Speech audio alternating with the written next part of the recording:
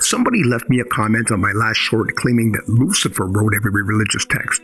Right underneath it, another user asserted with total confidence that there isn't a single Sumerian tablet proving Enki created man, and that Enki has zero connection to the serpent.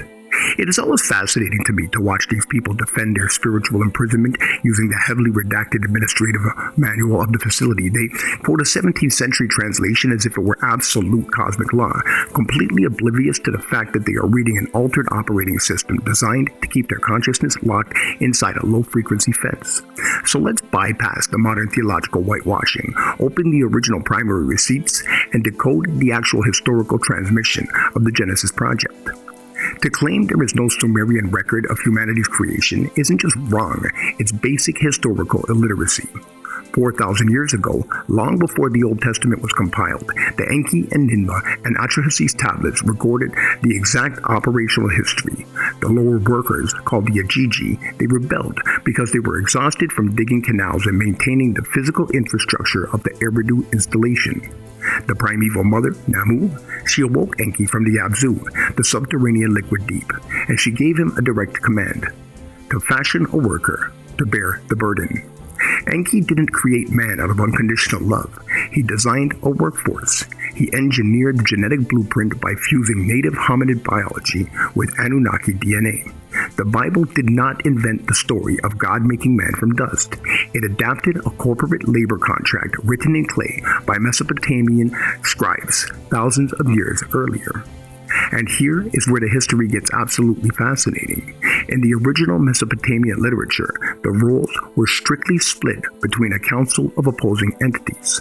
Enlil was the territorial commander who demanded silence, sent plagues, and ordered humanity's population wiped out by a flood. Enki was the rogue engineer who bypassed Enlil's gag order by whispering the plans for the Ark through a reed wall so that humanity could survive. During the Babylonian exile in the 6th century BCE, Hebrew scribes adapted these Near Eastern accounts into a strict monotheistic framework. Because they recognized only one supreme deity, they merged the attributes of both Enlil, the authoritarian ruler, and Enki, the savior craftsman, into a single entity, Yahweh. This monotheistic merge created the massive internal contradiction of the Old Testament, a deity who simultaneously decrees the complete annihilation of humanity and then turns around to build an ark and save them. When Gnostic thinkers in Hellenistic Alexandria analyzed these texts in the 2nd century, they spotted the contradiction immediately. In texts like the Apocryphon of John, found at Nag Hammadi, they unmerged the entity back into two opposing forces. They recognized the blind, arrogant administrator Yaldabaoth, the demiurge, as the exact echo of Enlil, and they recognized the instructing spirit symbolized by the serpent in the garden as the source of gnosis that opened humanity's eyes to their true spiritual origin. Where does the serpent and goat iconography actually come from? Well, in Mesopotamia, Enki's astronomical symbol was the Suhermes, the goatfish, or Capricorn. His direct son and genetic heir, Ningishzida, carried the symbol of twin entwined serpents, the original caduceus of life and wisdom. And when the Roman Imperial Church consolidated power under Constantine, they suppressed the Gnostic texts, turned Enki's horned goat symbol into a cloven-hoofed Satan, and transformed the Nakash, the shining revealer of knowledge, into the ultimate evil. Yet, they kept the uniform.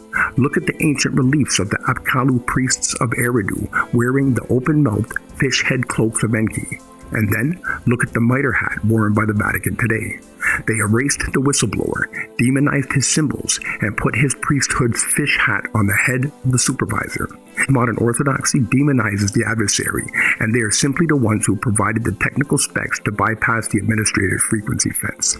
Stop throwing rocks at the secondary translations. Stop begging the supervisor to grant you salvation from a facility he constructed. Read the original primary sources. Understand the architecture. You are not the fallen product of original sin. You are the infrastructure, and you have held the keys the entire time. And if you enjoyed watching this, want to explore any more reality co-creation or consciousness ascension, just hit me up, nogoodbreathing.com.